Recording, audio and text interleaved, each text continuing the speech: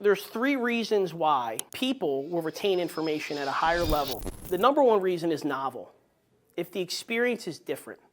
If the experience is different. Walt Disney says, do what you do so well that they will want to see it again and they want to bring their friends. It just feels different, right? And that's hard to quantify. Like, what does that mean? How do you make it different? It's the little things. The devil's in the detail. Like, I came out of the restroom just now. I needed a bottle of water desperately. Left them in my car. There was clusters of 3 scattered all over the dealership. Literally, I grabbed one of them. Actually, I grabbed this. I didn't know if this was like for like the Keurig or I don't know what kind of water it was, but I was like, purified, all right, I'll drink it. I trusted it was going to be okay. The experience is novel. And the best way to create a novel experience is to think about some of the experience that you had.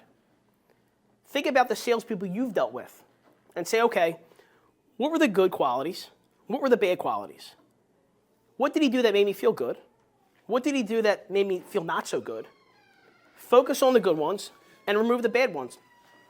When I was a salesperson, that same general manager, Tom McMinimum, he tasked all of the salespeople, it was in a Saturday meeting, he said, by next Saturday, I want each of you to go to a Nissan store and mystery shop them. I want you to see what the experience is like. I said, okay. 23, I said, I'm going to listen to whatever the GM says. I go to Nissan, it was down the shore. And I bring a girl I was dating at the time, and we go in. Never forget, kids sit at the left-hand side. I go in, he ups me on his cell phone. I said, what's up, man? I'm Anthony. What's up? Points, I sit. Start bullshitting a little bit. I said, yeah, I'm just, looking around, taking a peek at some of the Ultimates. I said, I'm, a couple months out. I said, but I want to kind of see what's out here. Okay, yeah. Listen, walk around, do what you want, take a peek. Let me know if you see anything. I was like, okay. I go look. I come back just to see how he's going to play, how the tape's going to play out. I come back. I said, all right, man. I said, yeah, I saw a couple things I like. I said, but like I said, I'm a couple months out. But I'll give you a buzz and let you know. He's like, all right, man. I'll see you later. All right. Never got my number. Nothing. I'm like, okay. Light bulb. That's what I'm up against. I was like, oh, this is going to be easy. I went back into the meeting. I happened to be the only guy that did it. Gave me $500 in cash right on the spot. And I gained some valuable knowledge. I said, okay, that's what I'm up against. If I could just not be that, I'll be okay, right? If I could just not be that, I'll be okay. And sometimes, we have to think about that. The experience we've had, some of the bad ones, who's ever been to Chick-fil-A? You say thank you, they say? My pleasure. You can't get them to break. I just say thank you over and over again to see if they keep doing it, and they keep doing it. Right? It's just like, they just don't crack. My pleasure. Don't you feel better buying something from Chick-fil-A than McDonald's? Right? I don't know the nutritional value and how it stacks up. It tastes better. I don't know if it is better, but I feel better. And I don't look at the prices. We don't look at the prices. So the experience is everything. Novel experiences. So when the experience is good, you don't look at the price. Correct. The number 2 reason why people retain information, if it's not novel, it's educational. They want to learn something. I always say that those who know do, those who understand teach. Those who know do, those who understand teach. You want to understand what you're doing at such a level that you feel like you're teaching them. And if you position yourself in such a way that they don't feel like you're talking down to them, you're demeaning them, and you allow them to save face, right? I always say in business and in life, we always have to allow the other person to save face, right? Not feel like their tail's between their legs. Not feel like they come around to your way of thinking and you got them. But that they got there on their own, right? You have to educate them. You have to teach them.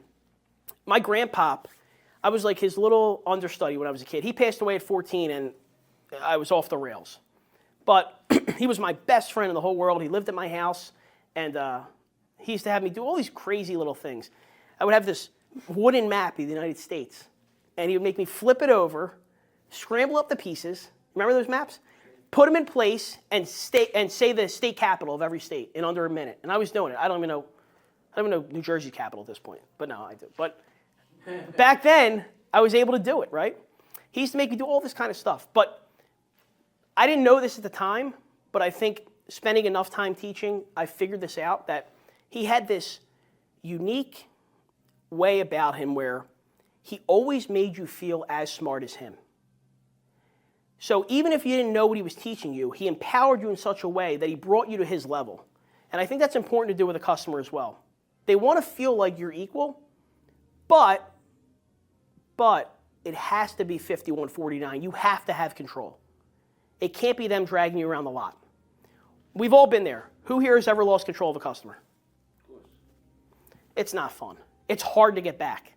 You feel like you're just trying to get a word in, and they're dragging you around, and you're just like, all right, well, I'm in a fight. I'm getting beat up. I'm just trying to survive. Hopefully I make it the distance and don't get knocked out. So getting control over them early is super important. Yesterday, making phone calls with a salesperson, fairly new to the business. His dad's been a GM for 100 years. He's been around a couple months, left the dealership, came to us. Nice kid, sounds good on the phones, a little too soft-spoken. Every time he gets a little resistance, it's very easy for the customer to hang up on him because they sense fear. They feel like they can bully him. So I explained to him that, number one, he's got to change his posture. He's hunched over like this, making phone calls. Stand up, sit up straight, raise his voice a little bit, just to give a little bit of a tone of strength, and just watch how less they'll feel inclined to be able to hang up on you because they feel like you're the dominant one in the situation. And it started to work for him a little bit. Did it work all the time? Absolutely not. None of what we do is a silver bullet or a magic pill. It's just not.